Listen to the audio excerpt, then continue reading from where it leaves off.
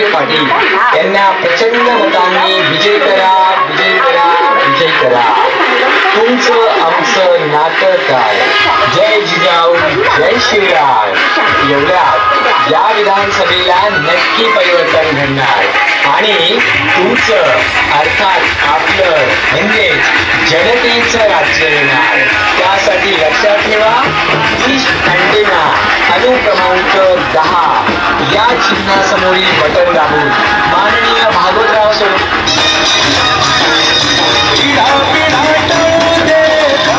विजय करा, विजय करा. माननीय भागवतराव सोनवणे पाटील यांना प्रचंड मतांनी विजय करा, विजय करा, विजय करा. तुमचं आमचं नातं काय. जय जिजाऊ, जय शिवराय. एवढ्यात या विधानसभेला नक्की परिवर्तन घडणार आणि तुमचं अर्थात आपलं म्हणजेच जनतेचं राज्य येणार. विजय करा, विजय करा.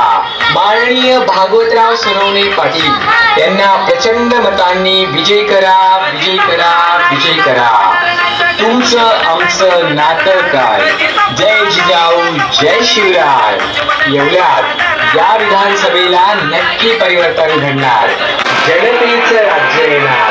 त्यासाठी लक्षात ठेवा, डिश अँटेना अनुक्रमांक 10 या चिन्हासमोरील बटन दाबून माननीय भागवतराव सोनवणे पाटील यांना प्रचंड मतांनी विजय करा, विजय करा, विजय करा.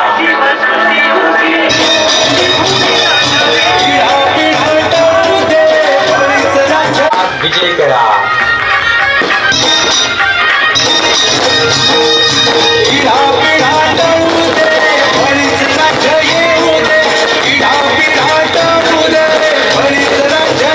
परिवर्तन घडणार आणि तुमचं अर्थात आपलं म्हणजेच जनतेचं राज्य येणार. त्यासाठी लक्षात ठेवा, डिश अँटेना अनुक्रमांक 10 या चिन्हासमोरील बटन दाबून माननीय भागवतराव सोनवणे पाटील यांना प्रचंड मतांनी विजय करा, विजय करा, विजय करा.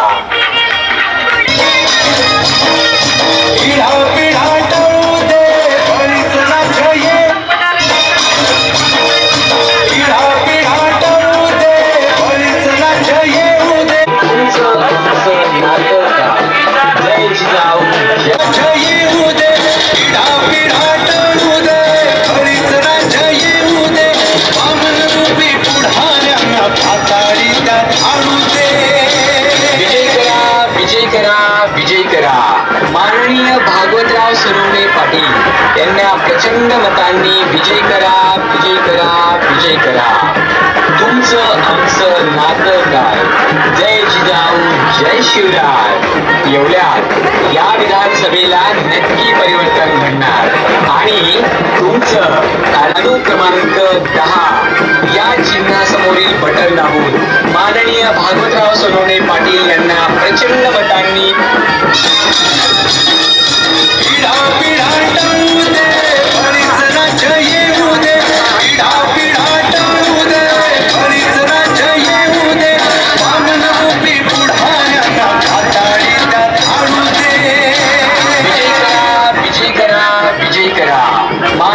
भागवतराव सोनवणे पाटील यांना प्रचंड मतांनी विजय करा, विजय करा, विजय करा. तुमचं आमचं नातं काय. जय जिजाऊ, जय शिवराय. एवढ्यात या विधानसभेला नक्की परिवर्तन घडणार आणि तुमचं अर्थात आपलं म्हणजेच जनतेचं राज्य येणार. त्यासाठी लक्षात ठेवा, डिश अँटेना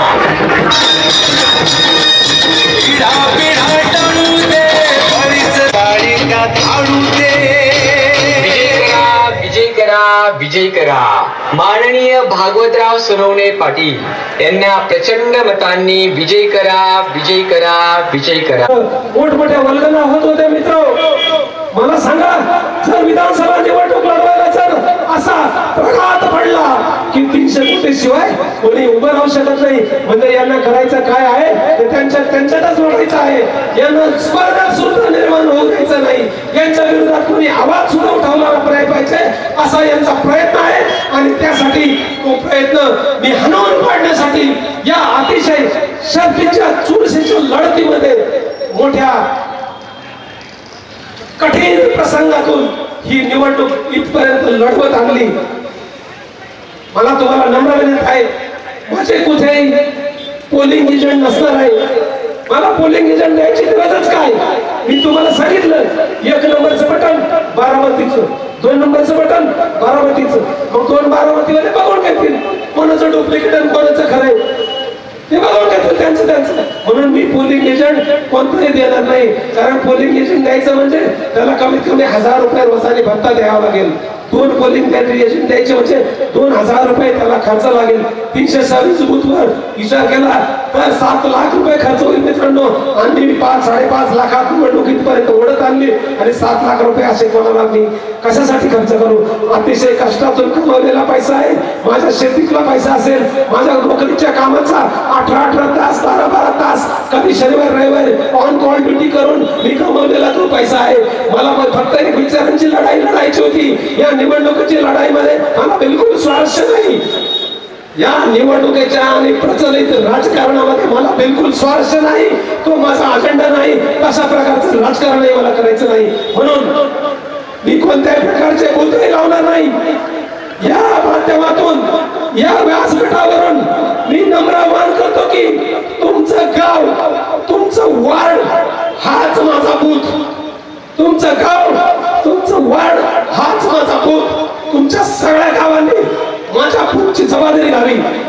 ज्या गावातील प्रत्येक तरुणाने माझा बूथ लावावा आणि त्यांनी सांगावं की आम्ही एका अशा तरुणासाठी बूथ लावतोय जो ध्येय वेळा आहे, जो आम्हाला 5 रुपये पण देणार नाहीये, पण आम्ही त्याचा बूथ लावणार आहोत. असे जे कोण बूथ लावतील त्या तरुणांच्या पाठीमागे येत्या भविष्यामध्ये मी सर्व प्रकारची साथ देईन याची ग्वाही देतो.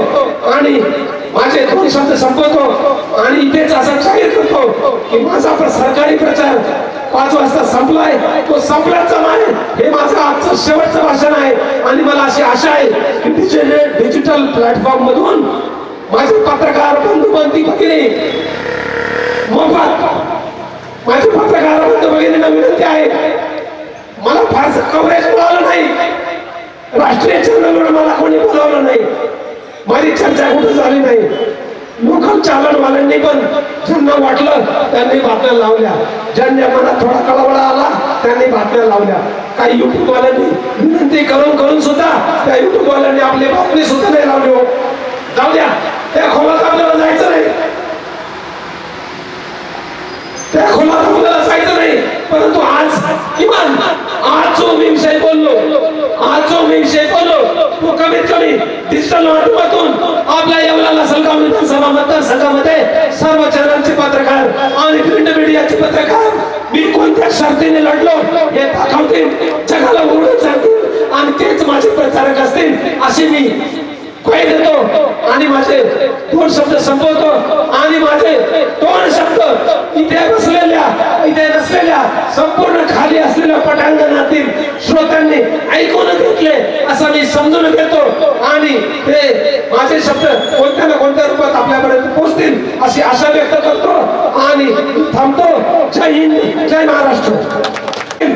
किंवा मी पाठपुरावा करून सुरू केलेले प्रकल्प असतील या सर्व प्रकल्पांना चालना देण्याचं काम जसं माझं आता चालू आहे त्याच पद्धतीने मी पुढेही चालू ठेवेल. मी अशी आपल्याला ग्वाही देतो. आणि माझा हा 11 कलमी अजेंडा आता संपलेला आहे.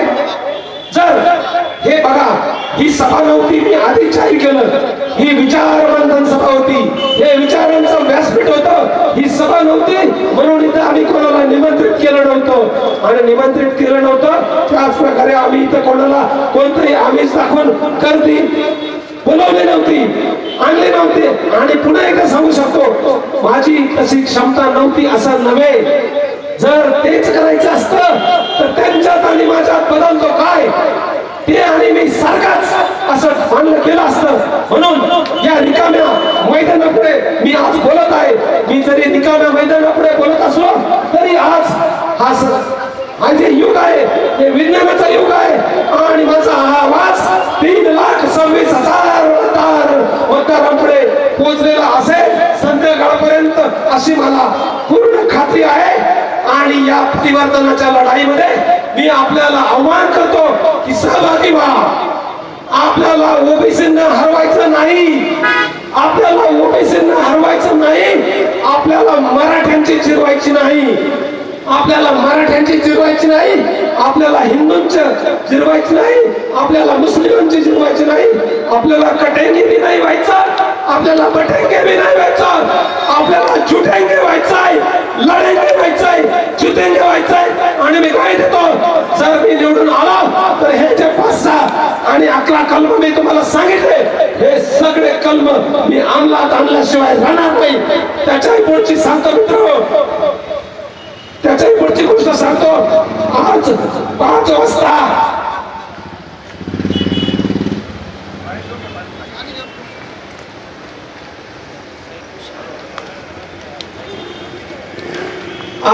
वाजता सरकारी प्रचार संपणार आहे आणि मी कायदे आणि नियम पाळणारा माणूस आहे. माझा सुद्धा प्रचार आज 5 वाजता संपणार आहे मतदार बंधू भगिनींनो. आणि त्या लोकांचा प्रचार 5 वाजता सुरू होणार आहे. तो कसा होणार आहे ते मी तुम्हाला वेगळं सांगायची गरज नाही. त्यांनाही रात्रभर झोपा नाही, तुम्हालाही रात्रभर झोपा नाही. हा गेला का तो आला, तो गेला का हा आला, वेगळं काही सांगायची गरज नाही. मित्र हो, माझा प्रचार संपलेला आहे. माझं बजेट फक्त 5 लाख रुपये. त्या 5 लाख रुपयामध्ये मी इथपर्यंत ओढत कसं तरी आणलं. माझ्या काही मित्रांनी मला 2 लाख रुपये अजून दिले.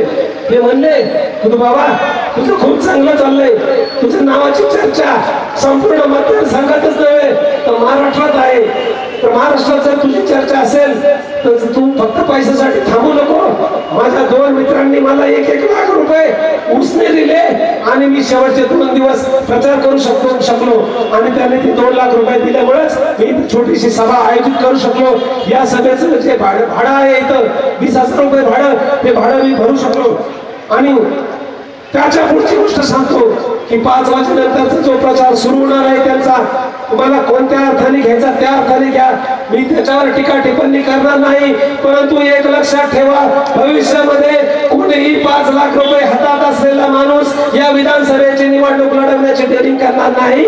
म्हणजे तुम्ही हरवणार आहात. कोणाला हरवणार आहात तर तुम्ही स्वतःला हरवणार आहात. मी पडलो तरी मला फारसा फरक पडणार नाही, परंतु येवलेकरांना नक्की फरक पडेल. संपूर्ण येवला हरला असेल आणि त्या भविष्यामध्ये येवल्यात जन्म होणारा कोणताही पोरग कोणत्याही महाशक्ती बरोबर लढण्याची तयारी करणार नाही, तसं धाडसही दाखवणार नाही, तशी हिंमतही दाखवणार नाही. आणि त्यावेळेस आपण संपलेला असो. ही विधानसभा निवडणूक सुरू होती असेल तिथे माझ्या सोबत राहिले, त्यांनी मला प्रचंड साथ दिली. गावखेड्यातील माणूस आहे, गावखेड्यातील माणूस आहे, शिक्षण नाही तरी सुद्धा त्यांना वाटलं की आपण काहीतरी करू शकतो म्हणून ते कोणाच्याही दबावाला बळी न पडता, कोणाच्याही फोनला न घाबरता माझ्या सोबत किती 15 दिवस आहेत. त्यांना मी विनंती करतो की त्यांनी शेवटचं मनोगत व्यक्त करावं थोडक्यामध्ये आणि मतदारांचे आभार मानावे. जरी आपल्याला जेवढी मतं मिळतील ते आम्ही तुमचा आशीर्वाद म्हणून मान्य करून तुम्ही आम्हाला विजयी केला तर तो सुद्धा आमचा प्रसाद असेल, आम्ही तो नम्रपणे स्वीकारू. आणि जरी तुम्ही आम्हाला पराभूत केला तरी नव्या उमेदीने आम्ही परत लढू. या येवल्यासाठी काही ना काही करण्याचा प्रयत्न करत राहू. आमचा संघर्ष संपला नाही, आमचा संघर्ष संपणार नाही असं जाहीर करतो आणि त्यांना विनंती करतो त्यांनी 2 शब्द थोडक्यात मांडावे. या आवाजाकडे लक्ष द्या, कृपा करून या आवाजाकडे लक्ष द्या. माझ्या प्रिय मतदार बंधू भगिनींना विनंती करण्यात येत आहे, शेली पटांगणावर 0 मिनिटांमध्ये सभा सुरू होत आहे. या सभेचं नियोजन म्हणजे विचाराची सभा. या व्यासपीठावर मुक्त व्यासपीठ आहे. ज्यांना मनोगत पूर्ण करायचं असेल, ज्यांना बोलायचं असेल त्यांना खुलं व्यासपीठ आहे. त्यांनी त्यांचे विचार मांडावा ही सर्वांना विनंती. आपल्या निवेदन सभेचं लगेच सुरू होत आहे.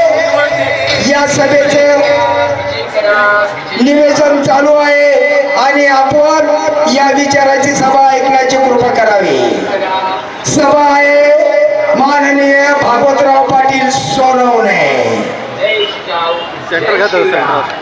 आजच्या या सभेचं निवेदन खरा तर सकाळीच होतं 8 वाजता, परंतु म्हणीप्रमाणे पाटलाचा आला गाडा आणि गरिबाची झोपडी मोडा. साहेबांची इथून रॅली निघणार होते, त्यामुळे आम्हाला थांबावं लागलेलं आहे.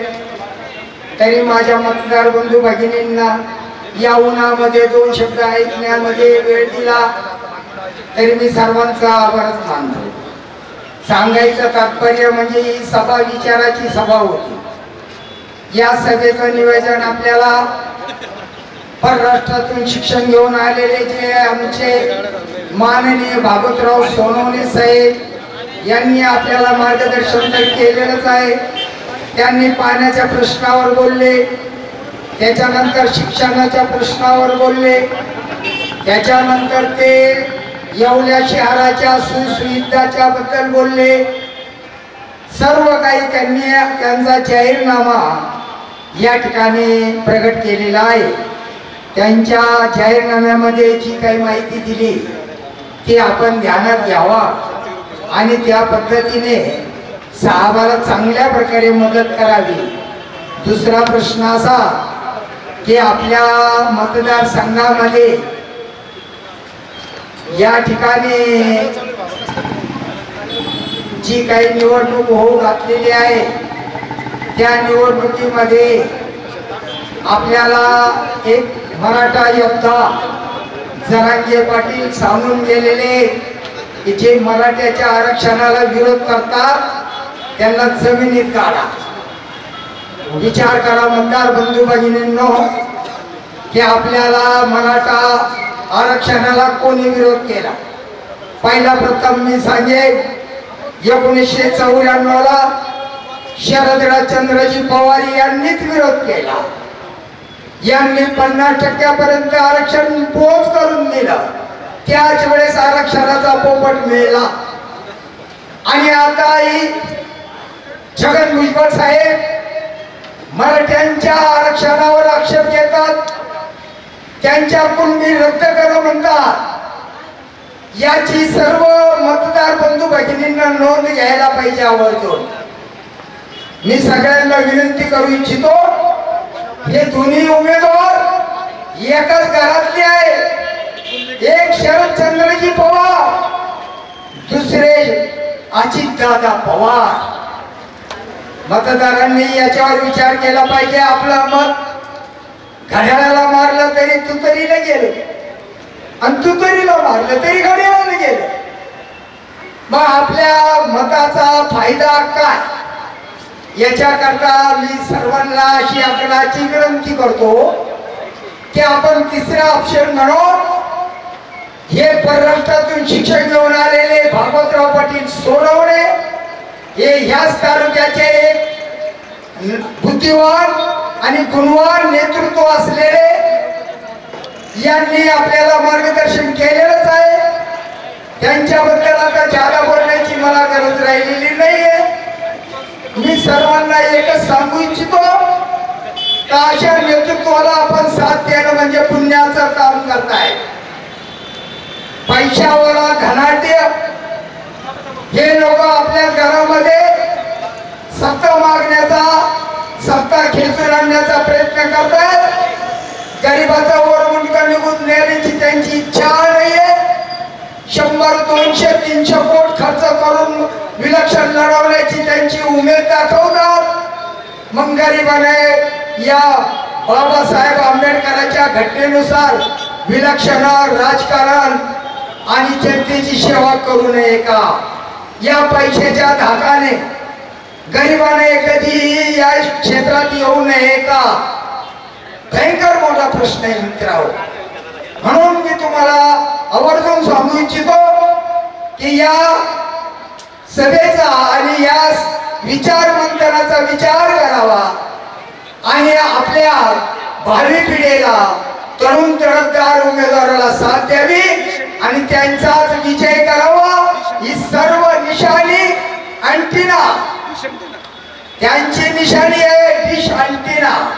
त्यांचा अनुक्रमांक नंबर आहे 10वा. खाली बटन दाबायचं 10व्या क्रमांकावर. 1 नंबरला जर दाबलं तर ते बारामतीला जाईल, दुसरा दाबलं तरी बारामतीला जाईल. एवढ्या करता काय? हा विचार येवल्याकरांच्या मतदारांनी विचार केला पाहिजे. आणि मी सर्वांना आवर्जून सांगतो की नंबर अनुक्रमांक नंबर 10वा डिश अँटिना भागवतराव पाटील सोनवणे हे तरुण तडफदार उमेदवार असून हे बुद्धिवान आहे. आपल्याला बुद्धीची गरज आहे, पैशाची नाही. पैशाने राजकारण किंवा विकास होत नाही. विकास होत असेल तो बुद्धीने, ज्ञानाने. आणि आपल्याला ज्ञानाशी निगडीत जायचं आहे. आणि ज्ञान म्हणून, बुद्धी म्हणून आपल्याला भागवतराव पाटील सोनवणे यांच्या डिश अँटिनाला प्रचंड मताने विजय करावा ही मी सर्व मतदार बांधवांना विनंती करतो. आणि माझे 2 शब्द संपवतो. जय हिंद, जय महाराष्ट्र. सभाही आपले निवेदन समाप्त झालेली आहे. विचारांची सभा आपली या ठिकाणी सर्वांनी शांततेत ऐकली. सर्वांना मी धन्यवाद देतो. समाप्त झालेले कार्यक्रम समाप्त झालेला.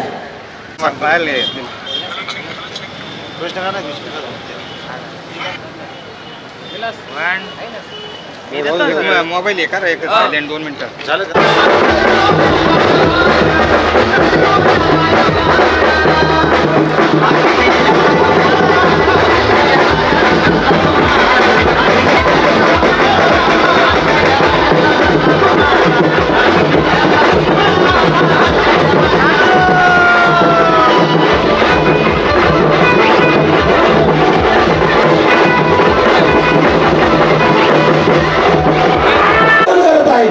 माझा मानस आहे की भविष्य काळामध्ये मी माझ्या मुलींच्या मार्फत येवल्यामध्ये एखाद्या परदेशी विद्यापीठाचं उपकेंद्र इथं आणू शकतो.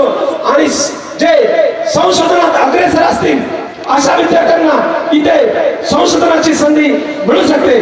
त्यासाठी प्रगत राष्ट्रातील विद्यापीठातील अभ्यासक्रमांचा तुलनात्मक अभ्यास करून मी इथल्या हुशार विद्यार्थ्यांना न्याय देऊ शकतो. माझा 5व्या नंबरचा म्हणजे 6व्या नंबरचा अजेंडा असा आहे मित्र, शहर प्लॅनिंग नावाची काहीतरी एक गोष्ट आहे की इथल्या सरकारांना माहीतच नाही. शहर प्लॅनिंग नावाची काहीतरी गोष्ट आहे ती इथल्या लोकांना माहीतच नाही.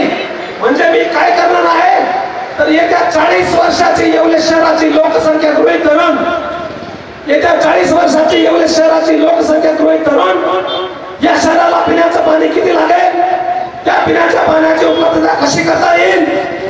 तर माझ्या हिशोबाने शहरी भागामध्ये माणसाला 100 लिटर पाणी दिलं जातं दररोज, एका माणसाला 100 लिटर. आणि येवल्यासारख्या ग्रामीण भागामध्ये प्रति माणसे 40 लिटर पाणी दिलं जातं. हा भेदभाव आहे. आणि माझं असं म्हणणं आहे की येवले शहरासारख्या ग्रामीण भागातील माणसांना सुद्धा प्रति माणसी 100 लिटर पाणी मिळालं पाहिजे. आणि त्या प्रकारे पाणी मिळण्यासाठी 200 MLD पाणी म्हणजे 200 million litre per day, 200 million litre per day म्हणजे 200 लिटर पर डे पाणी आपल्या येवले शहराला येत्या 40 वर्षामध्ये प्रतिदिन लागणार आहे. आणि येत्या 40 वर्षाचं प्लॅनिंग करून एका बटनावर एकाच क्षणामध्ये संपूर्ण तालुक्याला पाणी कसं मिळेल त्यासाठी मी प्रयत्न करणार आहे. त्यासाठी इंटिग्रेटेड वॉटर सप्लाय नावाची स्कीम वापरणार आहे. याचा अर्थ असा, तालुक्यातील प्रत्येक घराला ज्या सेकंदाला पाणी हवं त्या सेकंदाला पाणी एकाच बटनावर मिळणार आहे. त्यानंतर दुसरा माझा अजेंडा असा आहे की मुळात आपल्याला माहीतच आहे या भारतामध्ये पाणी शनी पटांगणात उपस्थित नसलेल्या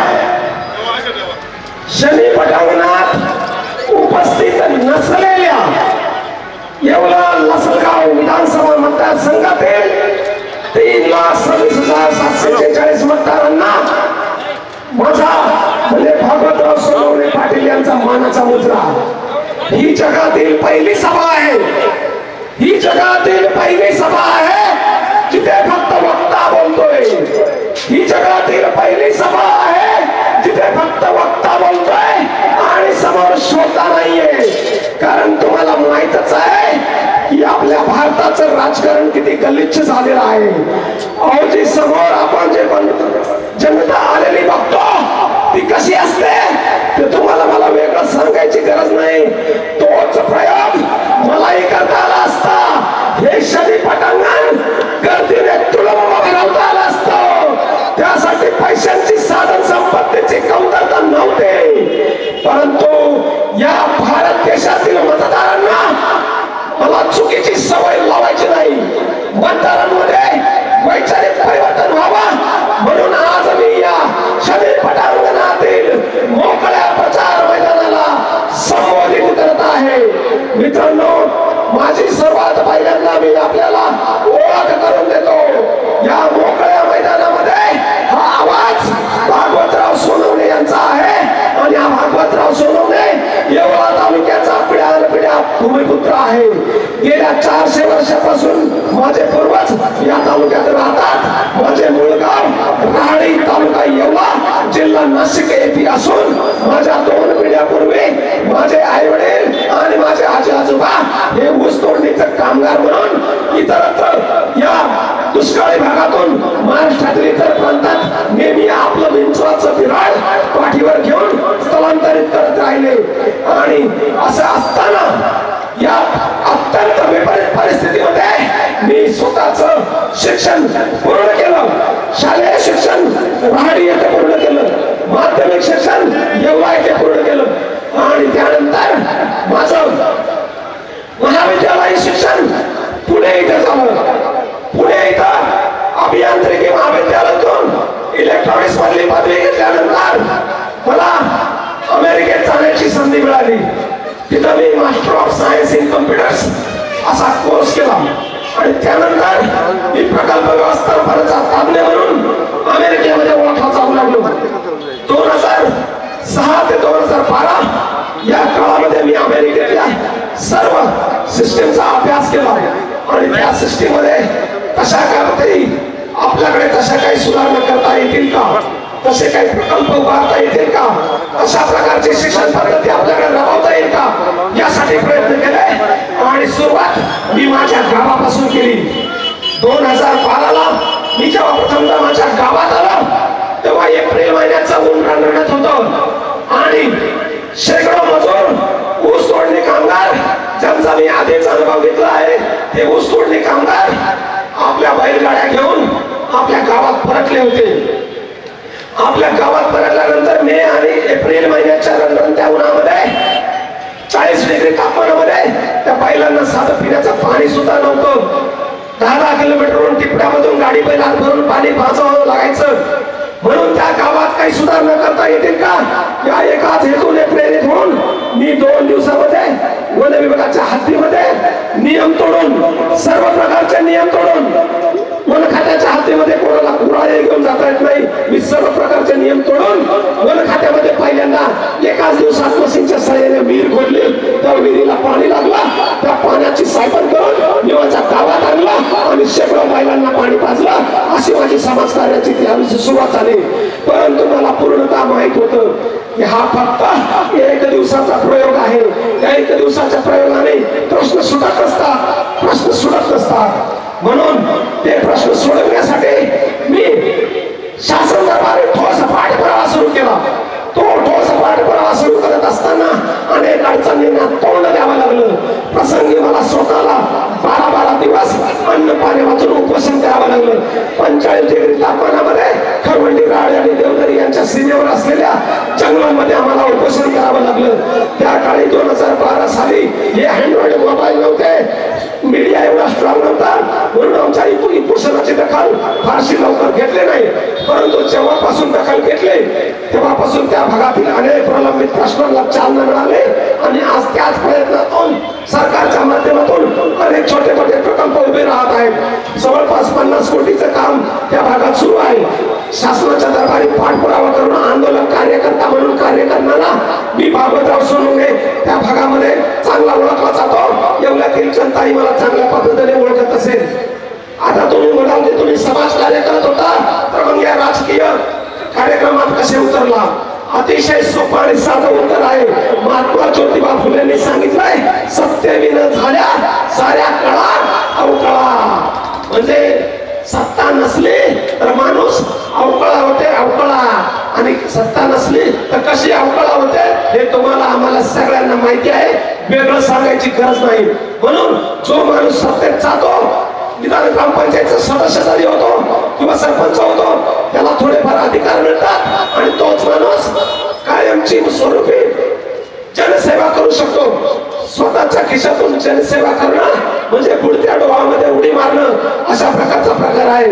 शासनाच्या अनेक योजना असतात, त्या योजनांना चालना देण्यासाठी जर सुशिक्षित माणूस पुढे आला तर काय घडू शकतं हे माझ्या परिसरातील लोकांनी पाहिलं आहे.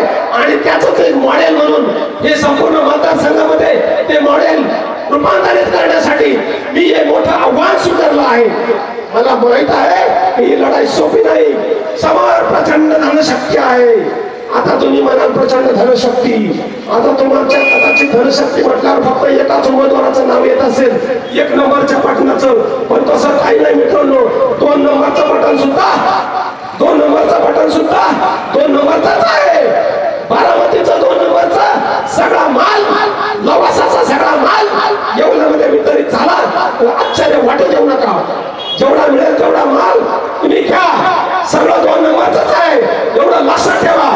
जेव्हा तुम्ही 1 नंबरचं बटन दाबाल तेव्हा लक्षात ठेवा की ते जर 1 नंबर असतील तर हे दुसरे 2 नंबर आहेत. आणि हे दोघं एकमेकांचे सख्खे भाऊ आहेत. हे दोघं एकमेकांचे सख्खे भाऊ आहेत. त्यांचं नाव काय? त्यांचं नाव आहे राष्ट्रवादी काँग्रेस पार्टी. त्यांचं नाव काय? राष्ट्रवादी काँग्रेस पार्टी. आणि त्यांचं आडनाव काय? पवार. काय नाव त्यांचं? पवार. अलग लक्षात. 2 उमेदवार एकाच पक्षात, नाव सारखं, आडनाव पवार. कोणत्या गावचे? बारामतीचे. कोणत्या गावचे? बारामतीचे.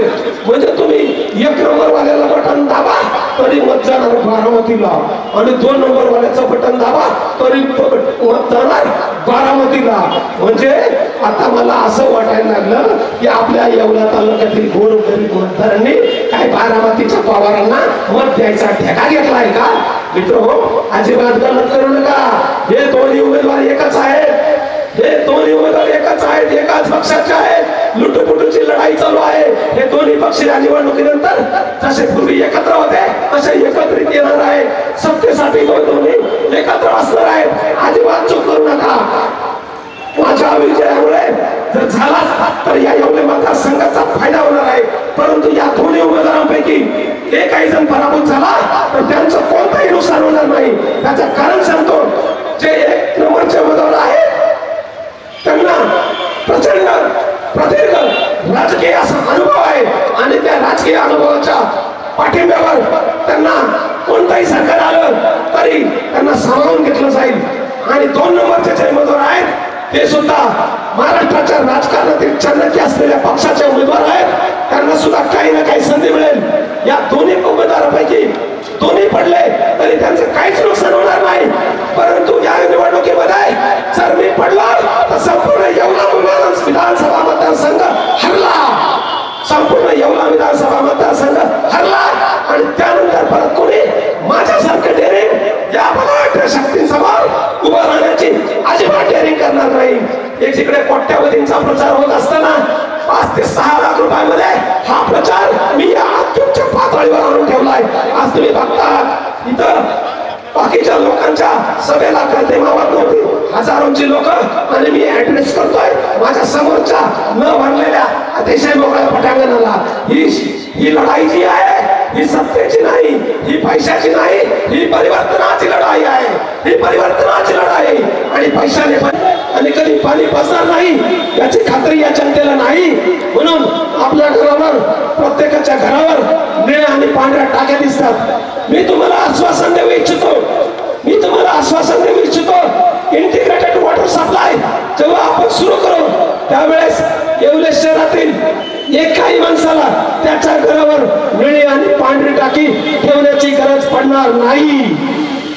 आपण काय करतो? 8 दिवस पाणी साठवून ठेवतो, म्हणतो की 8 दिवसांनी पाणी येणार आहे तोपर्यंत पाणी साठवून ठेवतो आणि 8व्या दिवशी पाणी आलं की सगळं पाणी टिपड्याच्या टिपडे रस्त्यावर ओतून देतो आणि ताजं पाणी आलं म्हणून ताजं पाणी साठवण्यासाठी धावपळ करतो. मित्र, जनजागृतीच्या माध्यमातून माझ्या परिसरातील लोकांना मी आधीच सांगितलं आहे की पाणी कधी शिळं होत नसतं.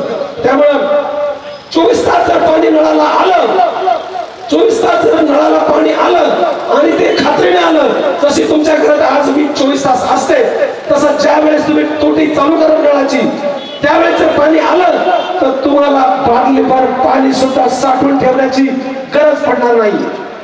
अशा प्रकारचं नियोजन येत्या 40 वर्षासाठी मी या येवले शहरासाठी करू इच्छितो. त्याचा संपूर्ण आराखडा आपण कागदावर तयार केलेला आहे. माझ्या अजेंड्यामधील 7वं कलम आहे. आपल्याला माहित आहे येवले शहराची आरोग्य व्यवस्था पूर्णपणे कोलमडलेली आहे. मी जिथे आता उभा आहे, त्याच्या शेजारून एक नाला जातो आणि त्या नाल्यावर खालून गटार आहे आणि तसंच ते गटार येवले शहरातून उघडं वाहत जातं आणि आजूबाजूच्या गावखेड्यातील शेतकऱ्यांच्या जमिनी आणि विहिरी प्रदूषित करतं. असं जर होत असेल मित्रांनो, जर आपण 75 वर्षानंतर सुद्धा शुद्ध गटारी शुद्ध करून त्याचा पाण्याचं शुद्धीकरण करून त्याचा पुनर्वापर करू शकत असलो तर एक राज्यकर्ते म्हणून आपण अपयशी ठरलो आहोत. पाणी वाचवणे आणि पाणी वाचवलेल्या पाण्याचा व्यवस्थित वापर करणे यासाठी सुएज ट्रीटमेंट प्लांट नावाचा प्लांट तयार करून त्या वापरलेल्या गटारीचं पाणी माझ्या शेतकरी बांधवांना मोफत उपलब्ध करून देण्याचा माझा एक मानस आहे. त्यानंतर माझा पुढचा अजेंडा आहे आपल्या येवला शहरामध्ये याच आरोग्याच्या संबंधी आपल्याला माहित आहे इतर दुसरे हॉस्पिटल आहेत, बिल्डिंग आहेत, गावोगावला प्राथमिक आरोग्य केंद्र आहेत, परंतु तिथं डॉक्टर नाही, तिथं नर्स नाही, तिथं गोळ्या नाही, तिथं इंजेक्शन नाही. तिथं आहे काय फक्त बिल्डिंग. एखादा कुत्र चावलेला माणूस, साप चावलेला माणूस जर आपण तिथं घेऊन गेलो तर तो वाचेल याची शक्यता नाही, किंवा त्याला रेबीज झाला तर तो त्याला उपचार करण्यासाठी आपल्याला खासगी डॉक्टरकडे जावं लागतं. या सर्व परिस्थितीला मी पहिल्या दिवशीच संपूर्णपणे आळा घालणार असून सर्व गोरगरीब जनतेला सर्व प्रकारचा औषधोपचार वेळेत उपलब्ध होईल यासाठी प्रयत्न करणार आहे. आणि त्यासाठी माझा असा प्रयत्न असेल, मणिपाल रुग्णालय आपण जर नाव ऐकलं असेल, मणिपाल हॉस्पिटल अतिशय जनप्रसिद्ध हॉस्पिटल आहे, पुण्या मुंबई सारख्या शहरामध्ये आहे. तशा हॉस्पिटल सारखी सुविधा आपल्या इथं जर उपलब्ध करून देता आली तर चांगले अवयव प्रत्यारोपण सारख्या सर्जरी सुद्धा इथे आपल्याला करता येतील.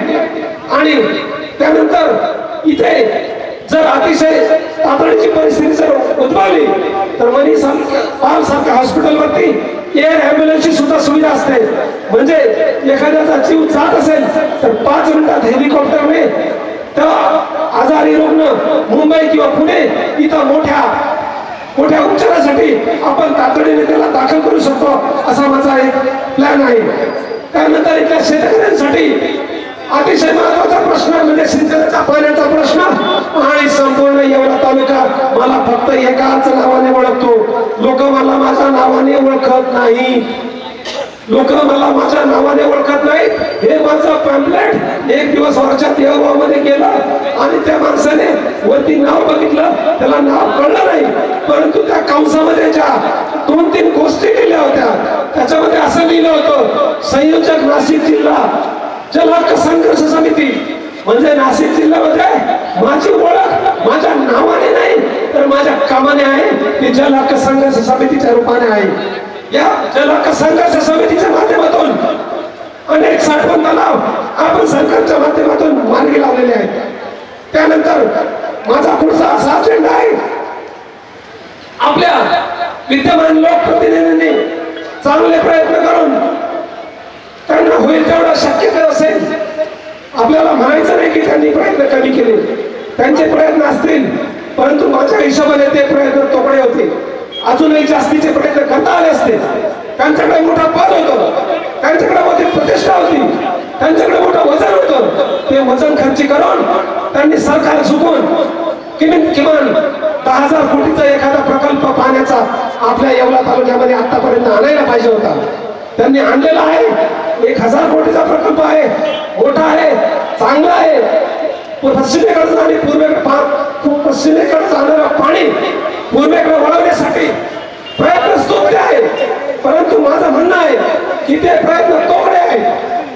म्हणून मी आम्हाला आपल्या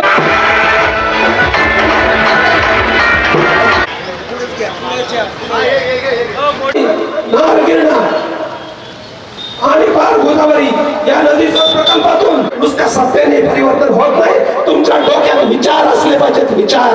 विचारांनी परिवर्तन होऊ शकते आणि ही परिवर्तनाची लढाई आम्ही विचाराने जिंकणार आहोत. ही परिवर्तनाची लढाई आम्ही विचाराने जिंकणार आहोत. आता तुम्ही म्हणाल की तुम्ही या निवडणुकीमध्ये उभे राहिले, मग तुमचा काहीतरी अजेंडा असेल तर मग या विधानसभा मतदारसंघाची विकासाच्या तुमच्या कल्पना काय आहेत? तर माझ्या विकासाच्या कल्पना आहेत मित्रांनो, त्या या येवले विधानसभा मतदारसंघातील मतदारांनी आधीच अनुभवल्या आहेत. गेली 14 वर्ष मी तपश्चर्या करतोय. अनेक प्रकारच्या आंदोलन उपोषण करतोय आणि त्याच वेळेस एक तंत्रज्ञ म्हणून सुद्धा माझं नाव लौकिक मी या इंजिनिअरिंगच्या क्षेत्रामध्ये कमावलेलं आहे. आता या दोन्ही उमेदवारांनी कोणताही जाहीरनामा 12 नोव्हेंबर पर्यंत प्रसिद्ध केला नव्हता. म्हणजे महाराष्ट्रातली सर्वात हाय व्होल्टेज निवडणूक, आणि दोनही प्रमुख पक्षांच्या उमेदवारांना त्यांचा जाहीरनामा सुद्धा प्रसिद्ध करता आला नाही. मी माझा जाहीरनामा 12 नोव्हेंबर रोजी प्रसिद्ध केला आणि त्या जाहीरनाम्यामध्ये मोजून स्पष्ट 11 कलम लिहिली. तो 11 कलमांचा कागद आपल्यापर्यंत मला पोहोचवसा सुद्धा आला नाही. परंतु सोशल मीडियाच्या माध्यमातून माझी 11 कलम तुमच्यापर्यंत नक्की पोहोचले असतील. त्याचा मी 11 कलमाचा थोडक्यात उहापोह करणार आहे. तर मित्रांनो, ही निवडणूक गेल्या अनेक वर्षामध्ये मी तर म्हणेन स्वातंत्र्यानंतर अनेक वर्षानंतर ज्या निवडणुका झाल्या त्या निवडणुकांपेक्षा वेगळी आहे, अतिशय वेगळी आहे. आपण बघतो टोकाचं सामाजिक ध्रुवीकरण झाले आहे, टोकाचा जातीयवाद वळवलेला आहे. एका बाजूला एका जातीचा द्वेष करायचा, दुसऱ्या बाजूला व्यक्तिद्वेष करायचा, असा दोन्ही बाजूंनी प्रचंड जातीद्वेष आणि व्यक्तिद्वेष सुरू आहे. आपल्याला हे सर्व थांबवायचं आहे. या निवडणुकीनंतर आपल्याला या येवले तालुक्यातून सर्व प्रकारचा जातीद्वेष दोन्ही बाजूचा, सर्व प्रकारचा व्यक्तिद्वेष दोन्ही बाजूचा तो संपवायचा आहे. आणि तो संपवण्याचा एकमेव मार्ग आहे, मी तुम्हाला आता सांगितलं. चल, पहिल्या क्रमांकाचा बटन निवडून आला तर लोक म्हणतील मराठ्यांची कशी ठासली, लोक म्हणतील मराठ्यांची कशी ठासली. आणि 2 नंबरचं बटन जर निवडून आलं तर लोक म्हणतील ओबीसीची कशी ठासली. म्हणजे सगळ्या महाराष्ट्रात एक तर ओबीसी नाराज होईल, नाही तर मराठा नाराज होईल. मित्र हो, लक्षात घ्या, सर्व जाती धर्मांना सोबत घेऊन जाणारा पाठ्या तुमच्या समोर उभा आहे. सर्व जाती धर्मांना सोबत घेऊन जाणारा पाठ्या तुमच्या सोबत आहे. मराठा आरक्षणाच्या भूमिकेमध्ये मी सर्वात अग्रभागी असलो तरी कुठल्याही समाजावर कोणत्याही प्रकारचा अन्याय होऊ नये यासाठी वेळोवेळी मी बंडखोरीची भूमिका सुद्धा त्या मराठा आरक्षणाच्या व्यासपीठावर सुद्धा घेतली आहे. सर्व वाईट तत्वांना मी त्या वेळोवेळी विरोध केला आहे. आणि जो राज्यातला सर्वात मोठा प्रश्न आहे मराठा आरक्षणाचा, मराठ्यांना ओबीसी मधून आरक्षण मिळालं पाहिजे अशी समाजाची भावना आहे. आणि त्यासाठी प्रचंड मोठ्या प्रमाणात 1.5 वर्षात आंदोलन झाले. त्या संपूर्ण आंदोलनाला माझा संपूर्ण पाठिंबा आहे. परंतु काही अडचणी आहेत, तांत्रिक अडचणी आहेत.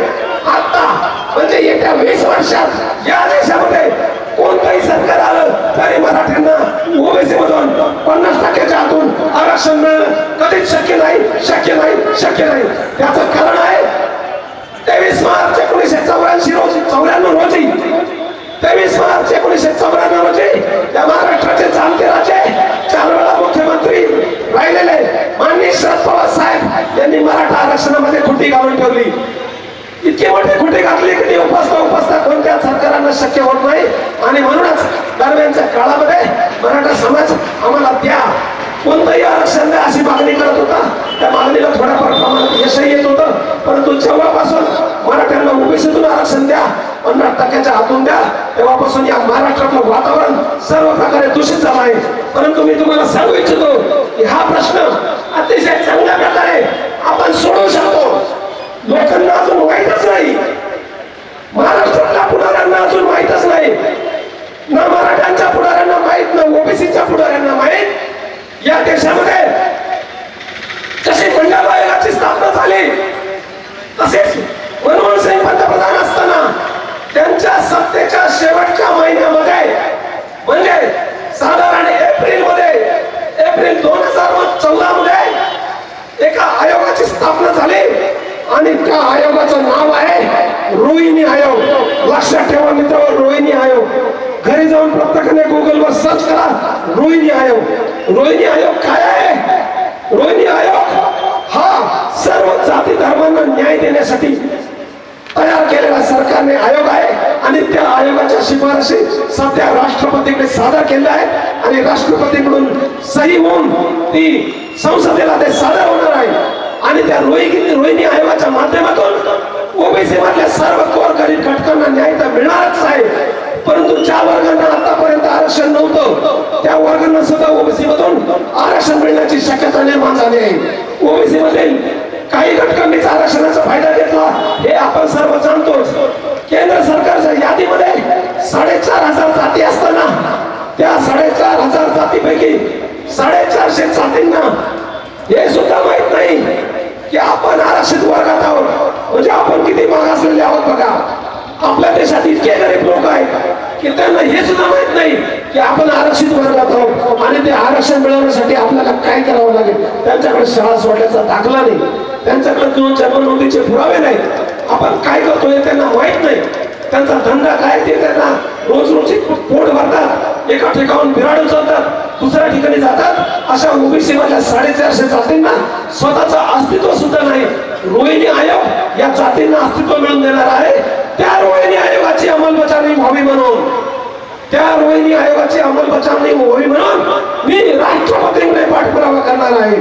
राष्ट्रपतींना सांगणार आहे त्यासाठी रोहिणी आयोगाची अंमलबजावणी करायची असेल तर सर्व जाती धर्माच्या लोकांना एकत्र यावं लागेल.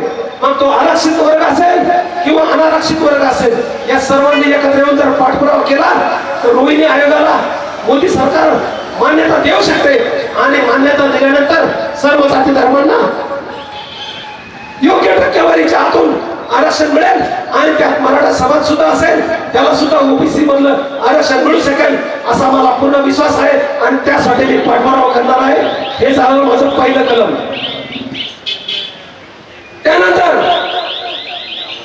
त्यानंतर माझा दुसरा कलम आहे या देशातील जे मायक्रो ओबीसी आहेत, गोरगरीब आहेत, आपल्या शहरातही अनेक आहेत, त्यांना गुंठावर जमीन नाही हो, त्यांचा गुंठावर जमीन नाही. आता पाटलाकडे भरपूर जमीन असते, 8-10 एकर वगैरे असते, असू द्या, पूर्वापार चाललेली आहे. परंतु सरकारकडे सरकारी लँड बँक म्हणून एक व्यवस्था आहे. म्हणजे सरकारकडे उपलब्ध जमिनी खूप आहेत आणि सरकार या जमिनी कोणाला वाटत असतात? मोठमोठ्या नेत्यांच्या संस्थांना, शाळांना, विद्यापीठांना, नेत्यांच्या कारखान्यांना, नेत्यांच्या हॉस्पिटलला ही सगळी मंडळी खिरापत वाटत असते. मग माझी या सरकारकडे अशी मागणी आहे की गेल्या 50 वर्षामध्ये ज्या माझ्या गोरगरीब ओबीसी भावाकडे 1 गुंठा पण जमीन नाही, त्याला 1 एकर जमीन द्यायला तुम्हाला काय अडचण आहे हो? 1 एकर जमीन द्यायला काय अडचण आहे? तो बिचारा त्याचा पिरियड घेऊन तिथं स्थायिक होऊ शकतो. आता तंत्रज्ञान इतकं पुढे केलं आहे की 1 एकरात सुद्धा माणूस 10 लाख रुपये कमवू शकतो. तो फुल शेती करू शकतो, तो फळ शेती करू शकतो, निर्यातचा माल तयार करू शकतो. 1 एकराचे टमाटे विकले तरी सुद्धा त्याला 5-6 लाख रुपये वर्षाला मिळू शकतात. म्हणून जे गोरगरीब मायक्रो ओबीसी आहेत त्यांना अजिबात गुंठावर जमीन नाही, राहायला जागा नाही, अशा लोकांना किमान 1 एकर क्षेत्र मी मिळवून देण्याचा प्रयत्न करणार आहे. हा माझा 2 नंबरचा अजेंडा आहे. तिसऱ्या नंबरचा माझा अजेंडा आहे 12वी मध्ये शिकत असलेल्या सर्व विद्यार्थ्यांना शासकीय योजनेमधून मोफत लॅपटॉप आणि स्मार्टफोन, मग तो अँड्रॉइडचा असेल नाही तर आयफोन असेल, ज्याच्या पद्धतीच्या ज्या निकषात बसेल त्या प्रकारचा लॅपटॉप आणि स्मार्टफोन देण्याचा माझा प्रयत्न आहे आणि सरकार जर ही माझी सूचना मान्य करत नसेल तर तरी सुद्धा माझ्याकडे पर्याय आहे. आपल्याला माहितच आहे आपल्या देशाचा सर्व अर्थकारण हे खाजगी कंपन्यांमार्फत चालतं आणि खाजगी कंपन्यांच्या एकूण नफ्यापैकी 7% नफा त्यांना त्यांच्या गोरगरिबांच्या उत्थानासाठी खर्च करावा लागतो आणि त्या CSR फंडातून आजपर्यंत फुटकळ कामे केली जातात. कुठं लसीकरण केलं जातं, कुठं शाळांना फक्त दप्तरच वाटलं जातं, कुठं काहीतरी किरकोळ गोष्टी केल्या जातात. परंतु मी सांगू इच्छितो की या खाजगी कंपन्यांकडे मी पाठपुरावा करून कॉर्पोरेट सोशल रिस्पॉन्सिबिलिटीच्या माध्यमातून प्रत्येक 12वीच्या विद्यार्थ्याला लॅपटॉप आणि स्मार्टफोन मिळवून देण्याचा प्रयत्न करणार आहे. माझा 4था अजेंडा आहे सर्व प्रकारचे तांत्रिक शिक्षण म्हणजे इंजिनिअरिंग, मेडिकल, ऍडव्होकेट म्हणजे वकील, कृषी विज्ञान आणि सर्व प्रकारच्या शास्त्र मधील फार्मसी येथून शिक्षण घेणाऱ्या सर्व विद्यार्थ्यांना मोफत शिक्षण मिळेल यासाठी मी प्रयत्न करणार आहे. तर मित्रांनो, हा माझा 4थ्या क्रमांकाचा अजेंडा होता. मुद्द्यावर कोणीच बोलत नाही. मी टोटल 11 मुद्द्यावर बोललो. एवढ्या अर्ध्या तासामध्ये फक्त 4च मुद्दे कव्हर झाले. आता 5वा मुद्दा माझा आहे. मित्रांनो, तुम्हाला मी सांगू इच्छितो की माझी मुलगी सध्या अमेरिकेतील शिकागो येथे इलिनॉय विद्यापीठामध्ये तांत्रिक शिक्षण घेत आहे आणि तांत्रिक शिक्षण घेतच आहे. माझा दुसरा पुढचा विचार आहे की जेव्हा आपण एखादा हाय राईज कालवा आणतो त्यावेळेस प्रचंड प्रेशरने पाणी शेतकऱ्यांच्या बांधावर पोहोचू शकतं. शेतकऱ्यांच्या विहिरींना मोटार बसवण्याची सुद्धा गरज राहणार नाही. इतक्या प्रेशरने पाणी पाईपलाईनने त्यांच्या शेतामध्ये येईल आणि त्यातून ठिबक सिंचनावर फळशेती आणि फुलशेती उभी राहील. आणि यापूर्वी तुम्ही सांगितलं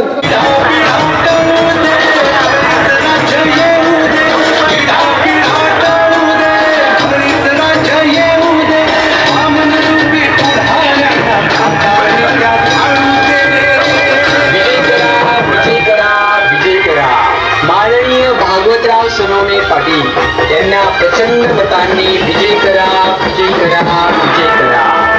तुमचं आमचं नाटक आहे. जय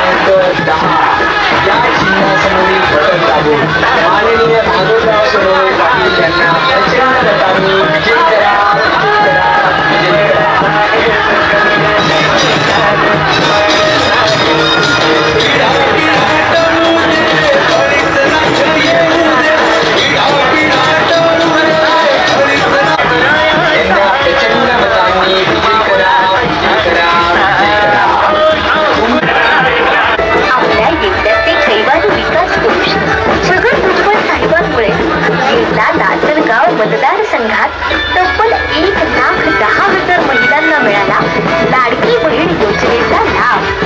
म्हणून येत्या 20 नोव्हेंबरला आपले मत भुजबळ साहेबांच्या घड्याळ या निशाणीला.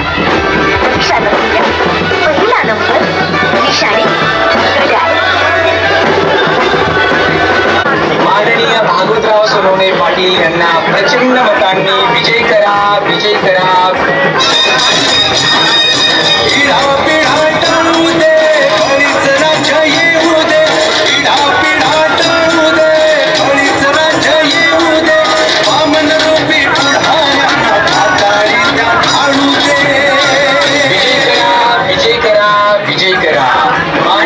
भागवतराव सोनवणे पाटील यांना प्रचंड मतांनी विजय करा विजय करा विजय करा तुमचं आमचं नातं काय जय जिजाऊ जय शिवराय एवढ्यात या विधानसभेला नक्की परिवर्तन घडणार आणि तुमचं अर्थात आपलं म्हणजेच जनतेचं राज्य येणार त्यात परिवर्तन घडणार आणि तुमचं अर्थात आपलं म्हणजेच जनतेचं राज्य येणार त्यासाठी लक्षात ठेवा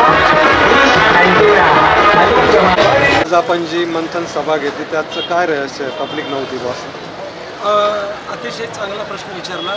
आज ही काही निवडणूक प्रचाराची सभा नव्हती तर ही विचारांची सभा. एक जर श्रोता आणायचा असेल आजच्या प्रचलित पद्धतीमध्ये किमान त्याला 1000 रुपये त्याला रोज त्याची रोजीरोटी त्याचा भत्ता त्याचं जेवण खाणं त्याचं येणं जाणं असं करावं लागतं. एक गाडी जर आली 10 माणसं असली त्याला 10,000 रुपये खर्च येतो. तेव्हा माणसं 50,000 लोक इथं आणतात. त्या 50,000 लोकांसाठी जेव्हा 500 गाड्या असतात त्याचा हिशोब जर केला तर 50-50 लाखामध्ये एक सभा जाते. हा जनतेचा पैशाचा साधन संपत्तीचा देशाच्या साधन संपत्तीचा हा अपव्यय आहे. आपल्याकडे पर्याय उपलब्ध असताना डिजिटल मीडिया उपलब्ध असताना उगाच माणसांना फक्त गर्दी दाखवण्यासाठी आणि शक्ती प्रदर्शन करण्यासाठी जो साधन संपत्तीचा जो अपव्यय आहे आणि जी भस्मासुरासारखी संपत्ती तिचं ओंगळवान प्रदर्शन आज प्रचलित राजकारणाची पुढारी करत आहेत ते थांबावं. ते कुठेतरी थांबलं पाहिजे. म्हणून समोर शून्य श्रोते असलेली ही जगातली पहिली मंथन सभा होती आणि या सभेतून मी येवलेकरांना संबोधित करण्याचा प्रयत्न केला. ओके.